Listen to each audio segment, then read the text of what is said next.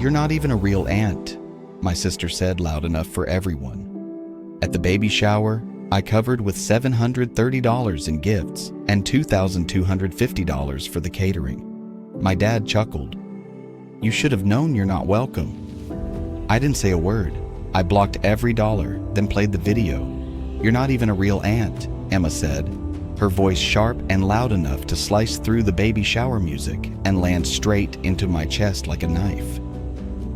I blinked just once, not because I was confused, but because I knew she wanted me to react. She said it right as the last tray of crab-stuffed mushrooms I paid for hit the buffet table. The room was full pastel balloons, rented silver chairs, and a cake that looked more like a sculpture than dessert.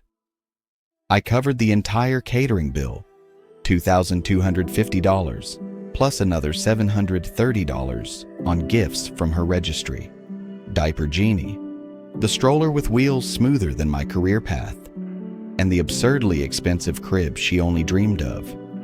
All paid for, all for me.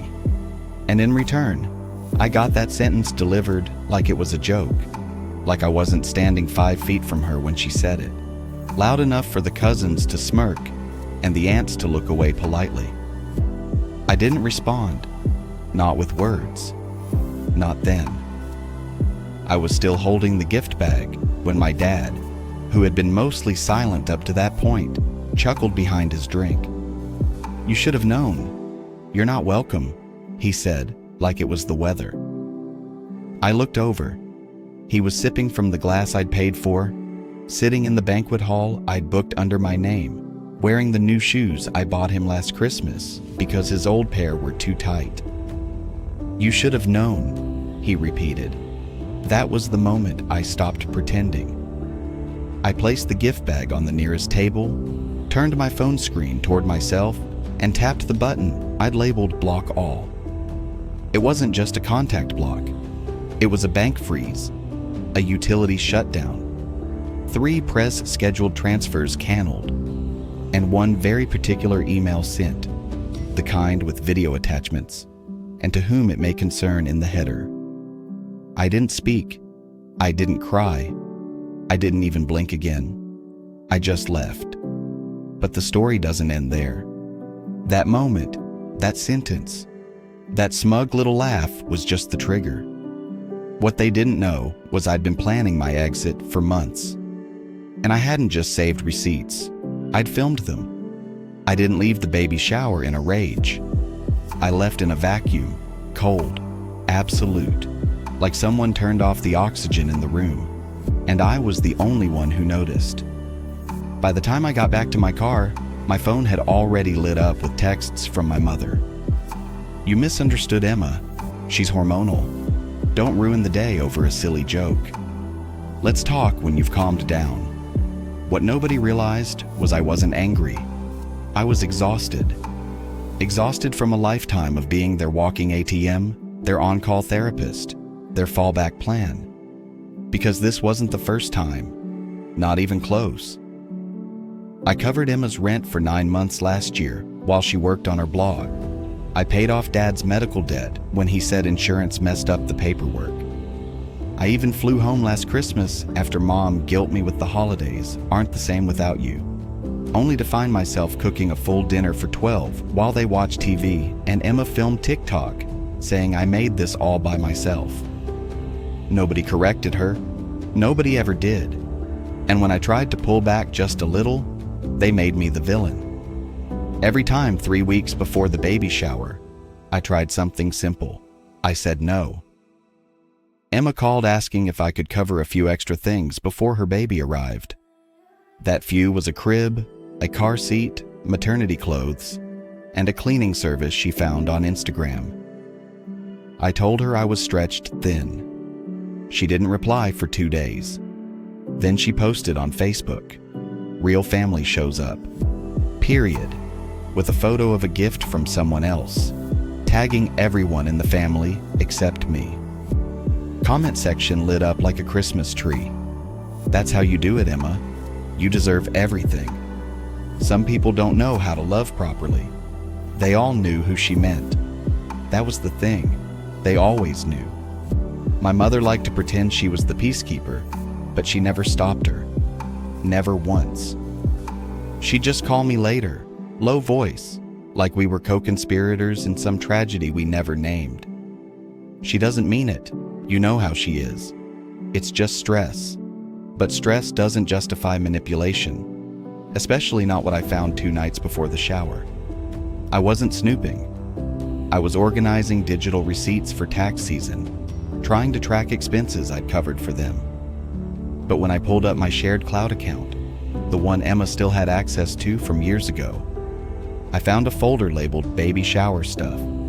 Inside were screenshots, dozens. Some were group chats, others were PDFs. One was a spreadsheet labeled backups if my name flakes. I opened it. It listed every single item on her registry with names next to each one. Plan me. Plan B, other guests. Plan C.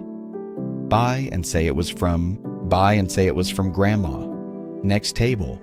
Catering. Cost $2,250. Paid. Yes.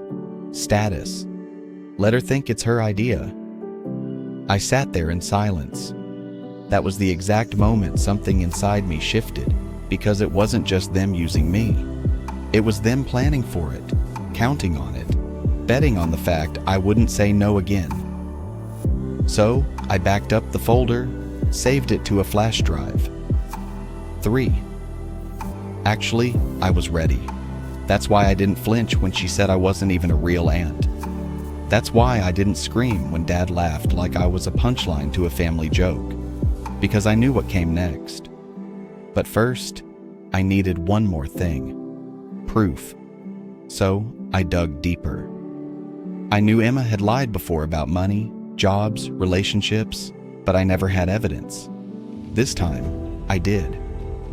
In the cloud storage, I found audio recordings labeled dated and one titled Proof for CPS only if needed. She was saving it to use against someone else. I clicked play. Emma's voice. I told them I'd make up some story if they tried to make me work again. Just cry a little. Say something about postpartum. They'll back off. Background noise. Laughter. Dad's voice. That's my girl. That was it. That was the whole pattern in 12 seconds. Manipulate. Play the victim. Get rewarded. I copied that file. Then I went for the final punch. Remember that video she asked me to record? The one where I was supposed to walk around the banquet hall before guests arrived and get some good footage. I did it like always because I wanted to help. What she didn't realize was that I forgot to stop recording. The camera kept rolling when she walked past the desserts with her friend and whispered, "She better cry when she sees all this. Otherwise, I'm posting that voicemail from Miami." Her friend. You still have that? Emma, of course. She doesn't know how much I have on her. I don't cry easily, but in that moment, I realized it was never love. It was leverage. They weren't family. They operated like a syndicate. I was the one they used. They pushed me too far. They thought silence meant surrender. But I wasn't quiet. I was calculating. The morning after the baby shower, I sent out exactly 5 packages. Each one had a USB drive, a printed transcript, and a simple note. For context, in case you forgot what you laughed at, addresses: Emma's workplace, my father's golf club, my mother's church group, 2 gossip pronoun aunts, and the family group chat. That last one, that was the match on gasoline. See, they forgot I was the one who taught half the family how to use tech. They left me admin privileges in the family Google Drive, the old shared folder we use for planning reunions, photos, recipes, contacts. I privately shared the footage with select family members who had mocked me, not out of revenge, but to remind them what they had laughed at. They watched it. Oh, they watched it. How do I know? Because my phone started buzzing at 6:12 a.m. Aunt Linda first. then Uncle Pete, then Emma, then Mom, then Dad. I didn't answer. The video opened with that baby shower clip. Emma's voice crystal clear. "You're not even a real aunt." Then a smash cut to her whispering over the dessert table. "She better cry. Otherwise, I'm posting that voicemail from Miami." Then I added the spreadsheet, the catering plan, the manipulation checklist. Someone in the family chat had reposted an old message thread, one Manny had forgotten, and suddenly everything became clear. Then the audio of Dad, "That's my girl." It ran 12 minutes, just 12, but it changed everything. The comments in the family group chat turned fast.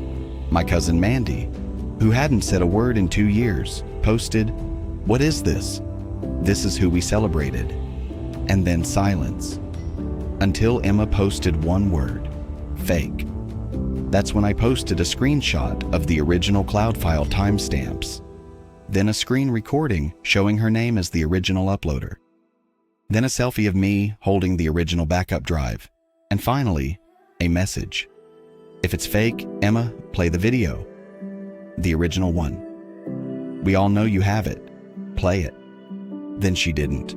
Not online, not in private, but her job, they did their own digging. Apparently her workplace started asking questions. I wasn't involved. I only heard later that things got complicated. They smell blood before you even realize you're bleeding. My dad, he texted, "What did you do? What have you done?" I replied, "You raised me. What did you expect?" He didn't answer after that, but Mom did. She left a voicemail, breathless, broken. "You went too far. It was just family business. It didn't need to be public. You humiliated us. That was the point. They built a house of mirrors. I just broke the glass. But I wasn't done. I filed a small legal claim, not for the money, for ownership of the video content. I was the one who filmed it, edited it, and stored it. They used it without permission, sent it around, mocked me. I filed under unauthorized distribution and defamation. Petty, maybe, but it sent a message. I own my narrative now. And just when they thought it couldn't get worse, I sent the final file to the pastor of my mother's church. It was a voice memo. "Emma, again, I don't care what Mom says. I'm not naming her in the baptism. She's a joke, just a source of money to her." That one broke Mom. She called me sobbing, then wailing, then begging not to stop. She knew it was too late. But to spare her reputation, don't send it to the women's circle. Please. They'll never forgive me. I didn't reply, but I never had to send anything. Word spread on its own, and by the time the next prayer meeting came, everyone already knew.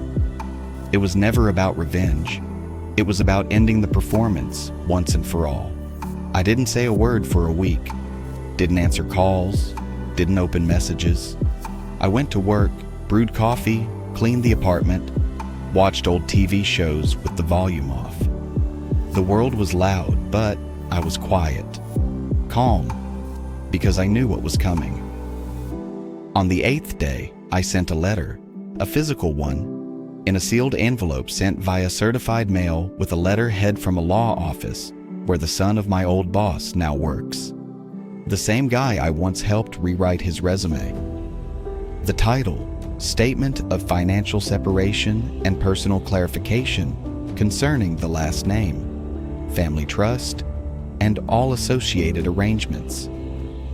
I mailed it to the finance office at the school where my mother works, the Veterans Club where my father volunteers, the leasing office of Emma's apartment building, and every mailbox of the relatives who watched in silence for years. Inside everything, but no drama, no whining, just facts. My signature, documentation, verified accounts. I stated that I was no longer the financial guarantor for any member of my family, that I was removing myself from all shared accounts, joint credit histories, and family authorizations. That starting June 1st, I would no longer cover any expenses, and that I had saved records proving manipulation, fraud, and emotional abuse to be used if anyone tried to retaliate. The last paragraph hit the hardest. This letter is not revenge, it's release. You cannot demand loyalty while offering only leverage. You cannot demand silence after public humiliation. You cannot claim family and behave like debt collectors. This is not a lawsuit, it's a severance. It wasn't internet theatrics, it was documentation of freedom. And it hit them like a falling brick. Mom reacted first. She called my work, no answer, then called my coworker, no luck. 3 hours later, she emailed my company's finance department with a bizarre request to consider family context before making any assumptions about official statements. My manager forwarded me the email with a single line. You were right to set a boundary. Let me know if you want us to block her. Next came Dad, predictable as ever. He stormed into the Veterans Club with a hard folder in his hand, convinced the letter was fake, that I was bluffing, that I would never actually go through with it. One of the older vets, a friend of mine, sent me a photo. Dad standing in the lobby, red-faced, flustered, trying to explain why none of it is real. But the envelope had my signature, a notarized affidavit, legal language. Real. And when he couldn't talk his way out of it there, he did something worse. He went to my mom's church office and begged the treasurer to clear up any rumors. She, a soft-spoken woman in her 60s, looked him dead in the eyes and said, I read the letter. I know what I've seen, and I want no part of it anymore. He didn't respond. He left in silence. But Emma took the real hit, because the same day the letter reached her building, a social services representative called, not because I reported anything, but because someone on that mailing list did. Someone read the part about how I had been paying for baby formula, daycare, even health insurance, while Emma had listed herself as the sole provider on her housing application that triggered a follow-up. 2 people from her job were called in for a clarification conversation. A former friend sent me a screenshot. Is it true she never had custody? That her sister did everything? That's what a certified letter can do. It delivers truth with tracking. The family detonated like a boiler. More threats, new fake accounts, anonymous emails to my HR, even a printed invitation for reconciliation, handwritten wrapped in guilt. I didn't go. Instead, I did something better. I ordered a custom nameplate for my new apartment, a small plaque just inside the door. It read, "No deliveries for the last name family. Returned to sender." 2 days later, someone tried to tear it off. I had installed a camera, and I caught my father with keys in hand, trying to unlock my door like nothing had happened. I called the police. He fled before they arrived, but that was the final attempt. A week later, I received one last letter from Emma. They're stained, handwritten, crooked lines, but real. If you're done with us, please burn this after reading. For the first time, she wasn't demanding. She was asking. I read it. She didn't burn. I did. There were no excuses, no manipulation, just one sentence that stayed. You were the aunt I never deserved, and the sister I should have protected. I didn't reply, but I kept the letter. No promises, no reconciliation because forgiveness is not required. Only distances. I didn't hear from any of them for 6 weeks. Not a call, not a knock, not a whisper from a cousin pretending not to pick sides. Just a heavy, humming silence. The kind that usually comes before a storm. But this time, I was the storm. I knew they were regrouping. That's how families like mine work. They don't apologize. They strategize. Wait for emotions to cool just enough so they can re-enter the picture like nothing happened. So I stayed one step ahead. I changed my phone number. New SIM, no forwarding. I left the group chats, then filed an official report with my provider to mark them as spam. Yes, my own family. I even updated my will. Left specific instructions that if any of their names appear on any legal request after my death, it triggers an automatic audit and rejection clause. Then I sent the final letter, not to them, to the people who mattered. To the leasing office that Emma still owed. To the school district HR where my mom worked. To the financial institution where Dad still pretended to be relevant in retirement investment circles. Each letter was short, sharp, clean. This is to confirm that I am not financially, emotionally, or legally associated with full names of addresses.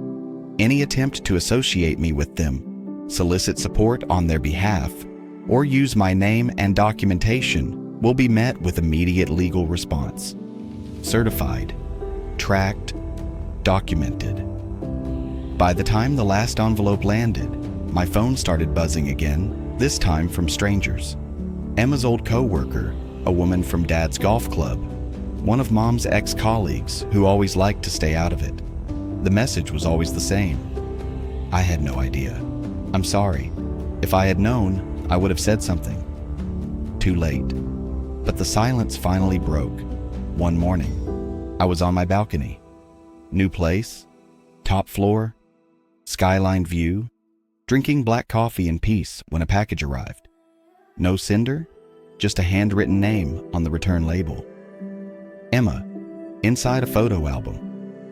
It was one of those cheap full leather books you can buy at a gas station. Inside were pictures from our childhood, me holding her hand on Halloween, me lifting her onto a swing, me pushing her bike, me standing alone at my college graduation, the one no one came to. On the last page, she had written, "You did raise me, I just never gave you the credit." There was a key taped to the back and a sticky note. "The storage unit at 9th and Grand. It's all yours. I don't want to hold any of it anymore. I never went." I threw the key away because what she didn't understand was this: I'm not her storage unit anymore. As for my mother, I found out from a friend that she quietly retired early. Claimed it was due to stress, but I knew the real reason. The school had pulled her aside after receiving my letter. Asked questions about documentation, about conflict of interest. They didn't fire her, but they made her uncomfortable enough to leave herself. Last I heard, she volunteers at a charity thrift shop. I wish I could say, I hope she finds peace, but I don't.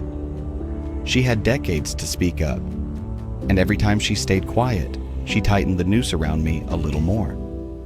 And my father, he finally did something I didn't expect.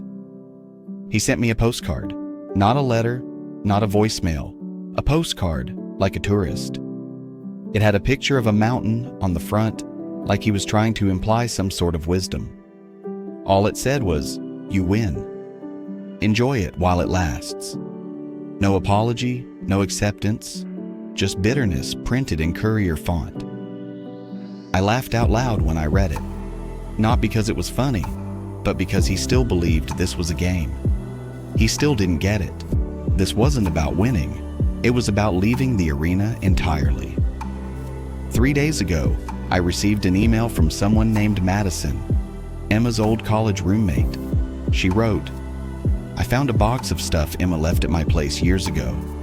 Journals, notes, letters about you. There are a lot. I just thought you should know. She's been carrying the guilt longer than you think. Doesn't change anything. But yeah, that's all." I didn't reply because it really doesn't change anything. Last night, I did something small, something final. I printed a label, just one, stuck it to my new mailbox. White background, black letters, nothing fancy. It reads, "Return to sender. No such family exists here." Then I shut the lid. And for the first time in years, I didn't feel watched, didn't feel owed, didn't feel like I had to explain who I was or prove what I'd given, because now finally, I had taken it all back. And they can't cancel what they never built. Not this peace. Not this silence. Not this version of